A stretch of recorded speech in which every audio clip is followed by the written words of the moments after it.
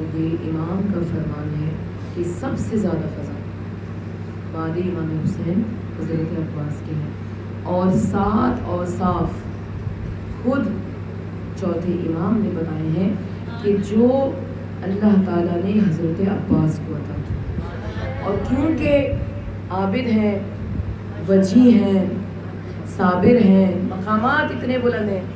دیکھیے کہیں ایسا لگتا ہے کہ شاید ہم کچھ چیزوں کو سمجھنے میں تھوڑی غلطی کر بیٹھے. ایک چیز جو حضرت عباس کے خصوصاً علم سے ایک تصور آتا ہے کہ عباس کا جلال اتنا زیادہ ہے کہ بھئی خوف آتا ہے.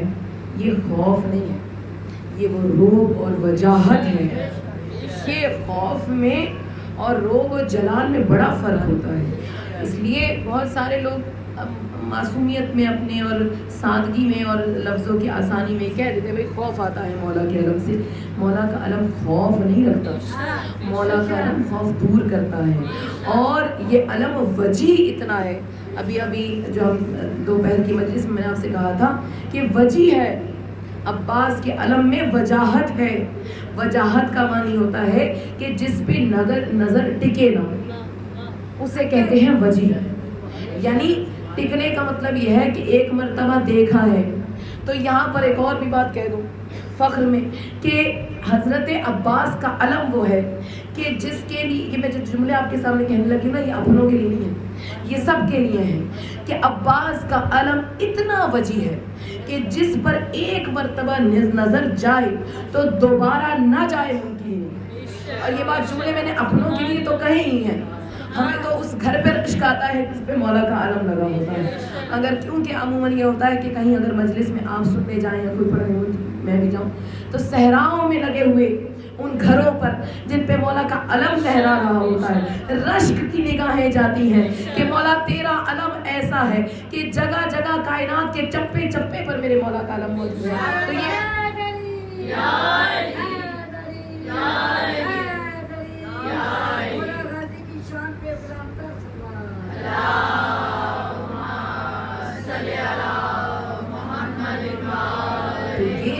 یہی وجاہت آپ کو عزا خانوں میں نظر آئی کہ جہاں ممکن ہی نہیں ہے ایک مرتبہ نظر گئی ہے اور پھر انسان سر اٹھا کے نہ دیکھے، اپنا ہو یا پرایا، ایک سے دوسری مرتبہ تو واجب ہے کہ نگاہ نے جانا ہی جانا ہے. کیونکہ یہ کمال اللہ نے صرف حسن کو عطا کیا ہے کہ حسن ایک ایسی چیز ہے کہ اگر آپ حسین ہیں تب بھی آپ کی نگاہ سامنے اگر آپ کو اپنے سے زیادہ یا اپنے جیسا یا کوئی بھی حسین نظر آ، دیکھنے کے بعد دوبارہ نگاہ نہ جائے، یہ ممکن ہی نہیں ہے. وہ الگ بات ہے کہ اگر حسد ہے تو جھک کے ہی جائے گی نگاہ، مگر بار بار جائے گی ضرور. اب میں کیا کروں، کوئی محبت میں دیکھتا ہے علی کے علم کو، کوئی ایسے دیکھتا ہے کہ کہیں نگاہ نہ ٹوٹ جائے، مگر ممکن ہی نہیں ہے کہ دوبارہ دیکھا نہ جائے عباس کے علم کو.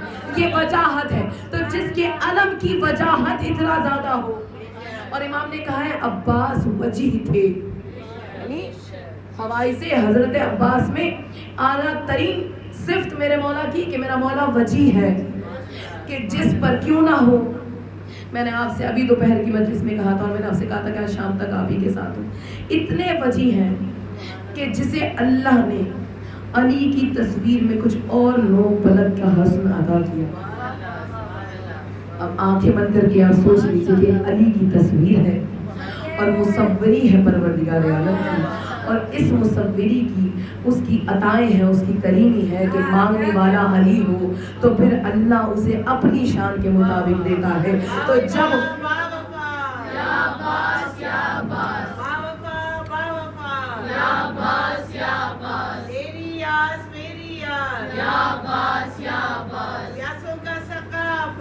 یا عباس یا عباس، زینب کا بھائی عباس یا عباس یا عباس،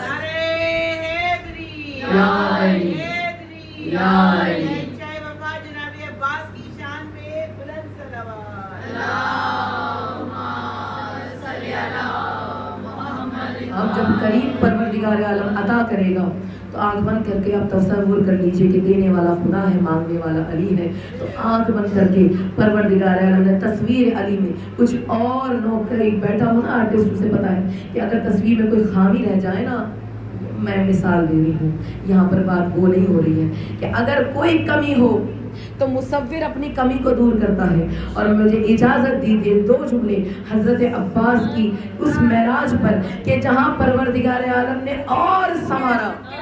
جانتی ہے کیسے سنوارا؟ دیکھیں تاریخ نے لکھا ہے کہ علی کا قد میانہ ہے، اور اب اللہ اور سنوارے گا کہ اے علی تم نے مانگا ہے تو ہم اسے اور سنواریں گے، اسے وہ قد عطا کریں گے کہ کوہ طور اپنی بلندی پر شرمائے. ہم اسے وہ زلفیں عطا کریں گے کہ واللیل جھوم جھوم جائے. ہم اس کی آنکھوں میں وہ ستارے اتاریں گے، وہ نجم قسمیں کھا کھا کے قربان ہو جائے.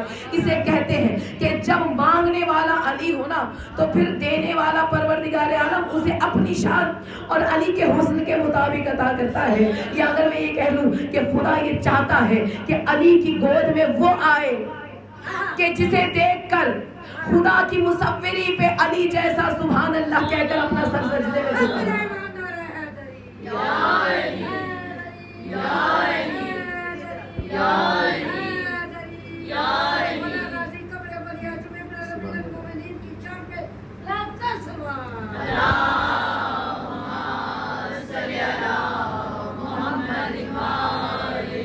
جو اتنا حسین ہو کہ آپ کو معلوم ہونا چاہیے خاندان بنی ہاشم چاندوں کا خاندان ہے، چودھویں کا چاند جو اپنے جمال پر باکمال ہوتا ہے. کوئی عبداللہ ہے جو ماہ حرم ہے، وہ خاندان ہے کہ کوئی ماہ حرم ہے، عبد المطلب ہے جو ماہ حشم ہے، اور حضرت ابو طالب ماہ عرب ہے. اور رسول وہ ہے کہ جس کے لیے سیدہ کونین کہہ رہی ہیں کہ میرے بابا کا چہرہ ایسے چمک رہا تھا جیسے چودھویں کا چاند. علی وہ ہے کہ جس کے لیے قرآن کی آیت کہہ رہی ہے کہ آفتاب رسالت کے پیچھے ماہ امامت چلتا ہوا جاتا ہے. تو جہاں سارا گھرانہ چاندوں کا ہو تو اب تفریق کیسے ہو؟ ان کے حسن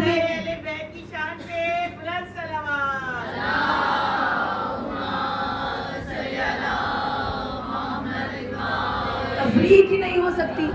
سب کے سب حسین، سب کے سب ایک سے بڑھ کر ایک حسن کے مالک. تو اب ان کے حسن کو اور 4 چاند اللہ نے تب لگایا ہے کہ جب ام البنین کی گود میں یہ شاہکار آیا ہے. تو اب مجھے کہنے دیجیے، میں نے آپ سے ابھی دوپہر میں کہا ہے کہ صفین تک کسی کو معلوم ہی نہیں تھا کہ کوئی علی جیسا بھی اس گھر میں ہے. میں نے آپ کو بتا دیا ہے نا کہ دونوں کو چھپا کے رکھا ہے، ایک شبیہ محمد کو اور ایک شبیہ علی کو. نقابوں میں پردوں میں چھپا کے رکھا ہے. اور کس نے؟ زینب نے.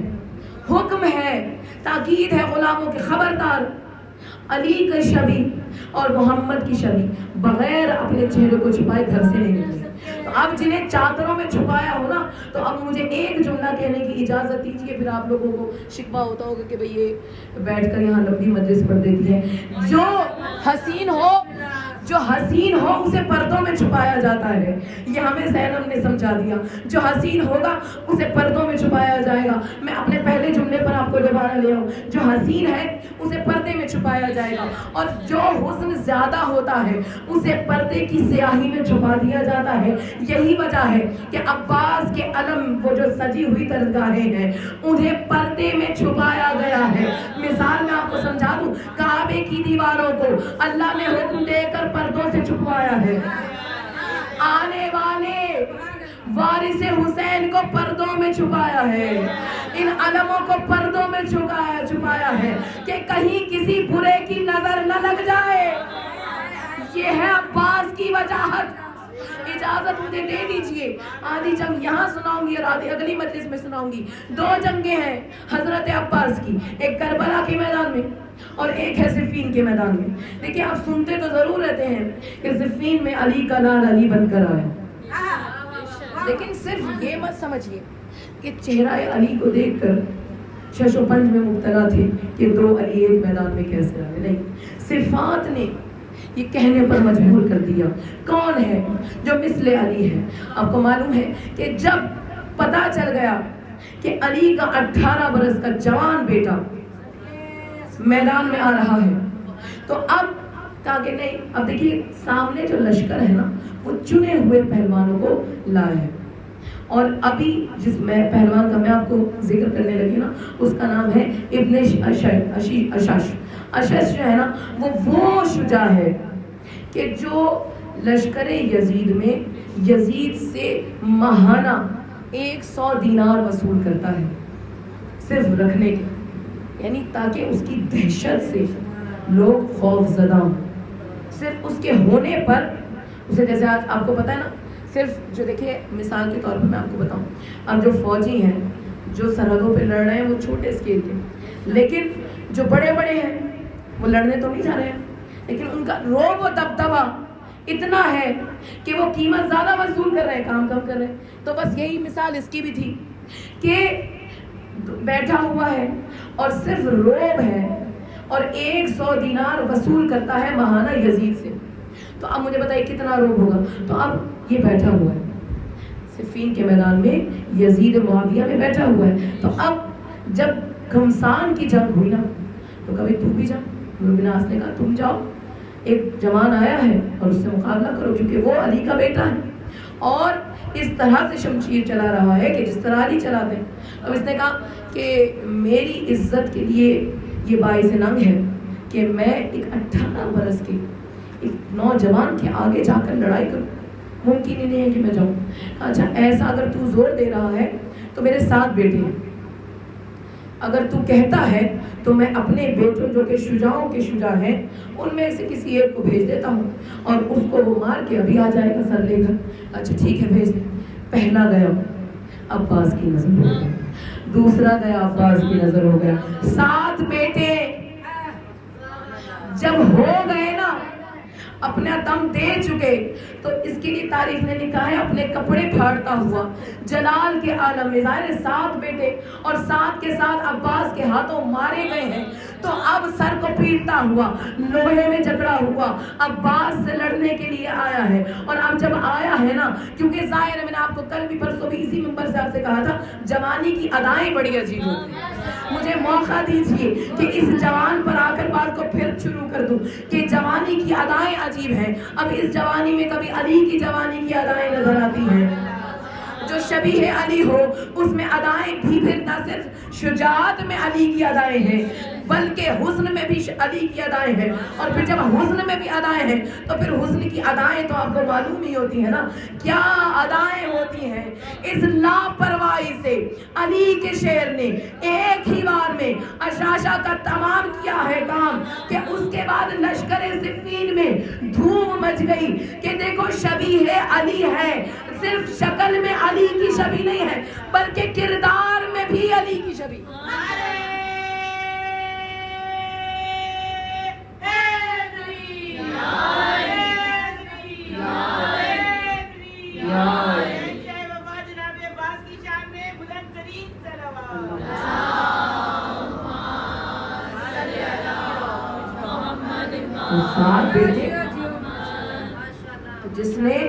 جس کی تلوار لوہے کو کاٹ ڈالے اسے کہتے ہیں عباس.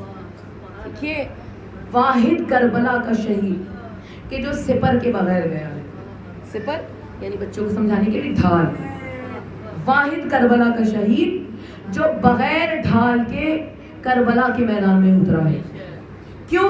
اس لیے کہ ذمہ داریاں بہت ہیں, ذمہ داریاں بہت ہیں. اب دیکھیے اگلی مجلس میں یہ رکی ہوئی گفتگو کو میں تمام کر دوں گی.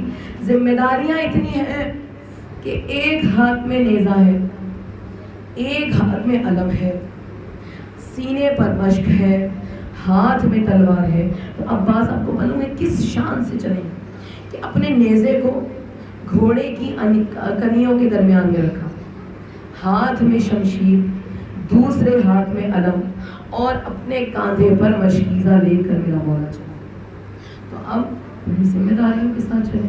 اور چونکہ جب چلنے لگے ظاہر بڑی مشکل رخصت ہے امام حسین سے.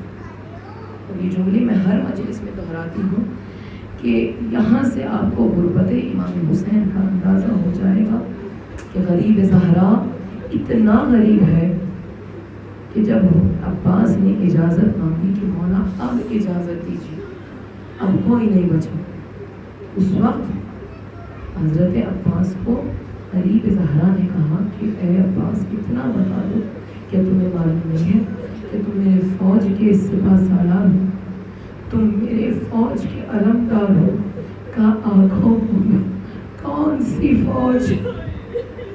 مولا میرے علی اکبر کے سوا آپ کی فوج میں کوئی بچا ہی نہیں ہے. بس آزادارو آپ کو معلوم ہے عباس کو اپنی فوج سے کتنی محبت ہے.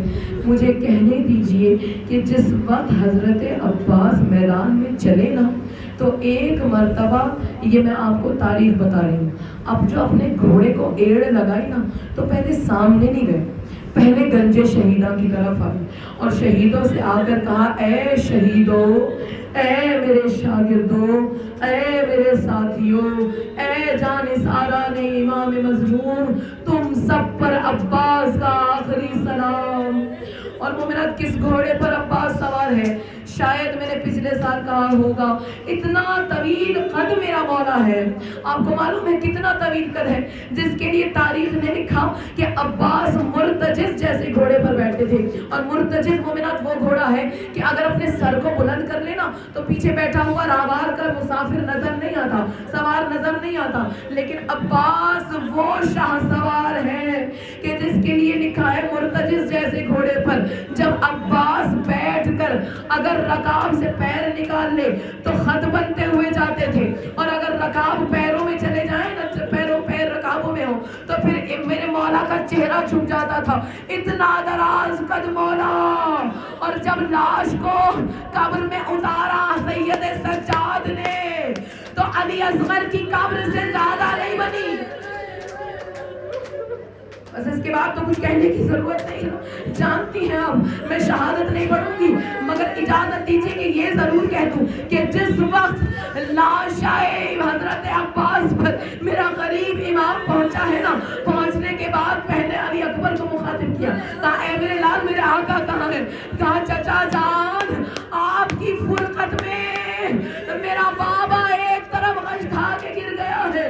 ہائے عزادارو، کہا علی اکبر میں نے آپ سے بتایا نا علی اکبر سے کتنی شدید محبت ہے حضرت عباس کو. اے علی اکبر، اے میرے لال میرا ایک کام کر دینا، میری وصیت ہے. علی اکبر نے پوچھا چچا کون سی وصیت؟ کہا علی اکبر ایسا کرنا میرے لاش کو عمر سعد کے حوالے کر دینا، اس سے کہنا جتنے گھوڑے دوڑانے ہیں عباس کے لاشے پر دوڑا دے، میرے آقا کے حصے کے گھوڑے بھی عباس کی لاش پر دوڑا دے. اب مظلومیت حسین ہے وہ میرا، آپ جس کو بھی روئیں گی آپ کو سمجھ آئے گا میرا مولا کتنا غریب ہے. ہائے عزادارو، یہ جملہ مجھے کہنے دیجئے کہ اگر علی اکبر نہ ہوتے نا تو مجھے یقین ہے میرا مولا گھٹنیوں کے بل چلتا ہوا لاش عباس پر. اس لیے کہ جس کی کمر ٹوٹ جائے ارے وہ چلے تو کیسے چلے. یہی تو لاش علی اکبر پر حسین کہہ رہے تھے عباس مدد کے لیے آؤ، تیرے بھائی کی کمر سے اب چلا نہیں جاتی. لاش آئے حضرت عباس پہ جس وقت میرا غریب مولا پہنچا ہے نا، کو معلوم ہے نا میرے مولا نے ہر مرنے والے سے ہائے غریب ہے مگر امیر کا بیٹا ہے نا، بار بار پوچھ رہا ہے میرا مولا کہ بتاؤ کوئی آخری خواہش ہو تو بتاؤ، کوئی آخری وصیت ہو تو اب اپنے لاڈلے سے جب پوچھا نا سر زانوں پر ہے، کہا عباس کوئی آخری خواہش جو یہ غریب پوری کر سکے. کہا مولا دل نہ چاہتا تھا کہ آپ میرے لاشے پر آئے، مولا صبح سے تھک گئے ہو. ہائے عزادارو کا نہیں عباس کچھ چاہتے ہو؟ کہا مولا ہاتھ ہے نہیں، مولا بیٹا ہاتھوں کو چھوڑ کر آتے اتنا ضرور کہہ دیتا ہوں. مولا جب آنکھ کھولی تھی آپ کا دیدار کیا تھا، مولا ایک مرتبہ میری آنکھ کا تیر ہٹا دیجئے، جاتے جاتے آپ کا دیدار کر لوں. جانتی ہے نا کس طرح سے مظلومیت سے میرا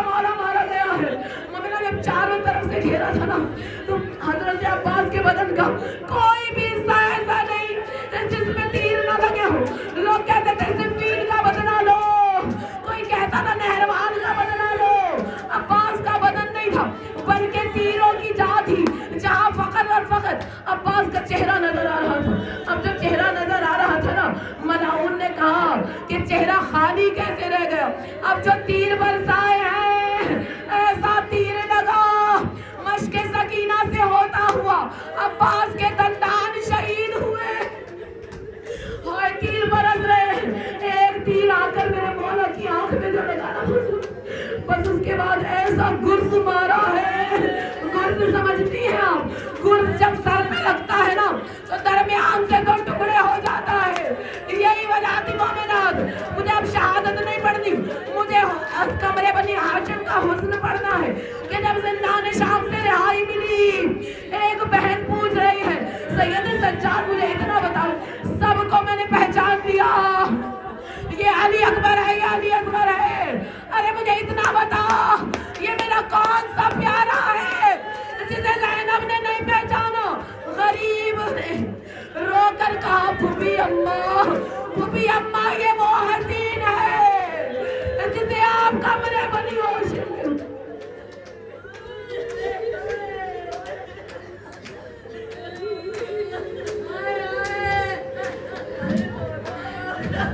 بات مکمل کرنا اجازت دیں گے.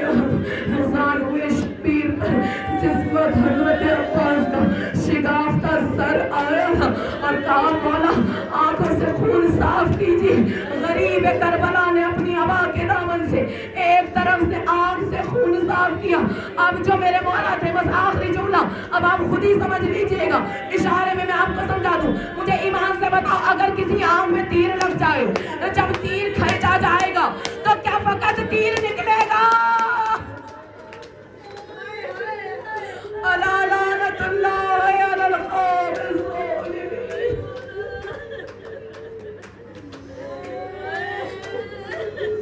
پروردگار عالم اس سے التجا ہے جناب سیدہ حافظ پور سے اپنی بارگاہ میں قبول منظور فرمانا.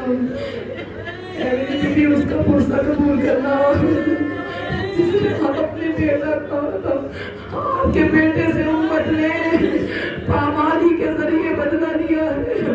بیوی آپ کے لال سے تیر چلا چلا کے بدلہ لیا ہے. اے میری بیوی آپ کے بچوں سے ولایت کے بدلے لیے گئے. میری بیوی اپنے لال کا پرسہ قبول کرنا.